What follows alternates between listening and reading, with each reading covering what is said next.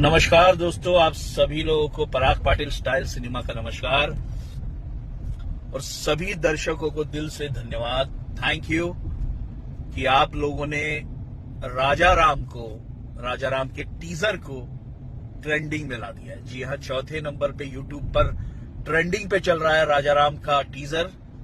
और ये भोजपुरी फिल्म का, यानी अगर कहूं तो भोजपुरी फिल्मों में ये सर्वप्रथम टीजर है जो ट्रेंडिंग में आया है।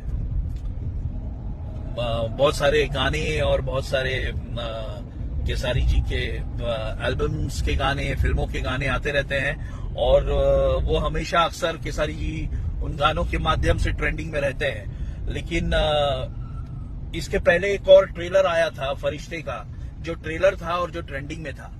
लेकिन ये टीजर है, जी हाँ, राजा राम का टीजर है और ये भोजपुरी इंडस्ट्री का पहला टीजर है जो ट्रेंडिंग में आया है।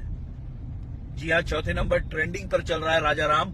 और आप लोगों का दिल से धन्यवाद। ये जो पहली बार जो टीजर किसी फिल्म का, किसी भोजपुरी फिल्म का पहली बार टीजर अगर ट्रेंडिंग में आया है तो ये इसकी वजह सिर्फ और सिर्फ आप लोग हैं, केसारी जी के फैंस हैं, हम सब के दर्शक हैं, जिन्होंने राजा राम के टीजर को ट्रेंडिंग में ला दिया है।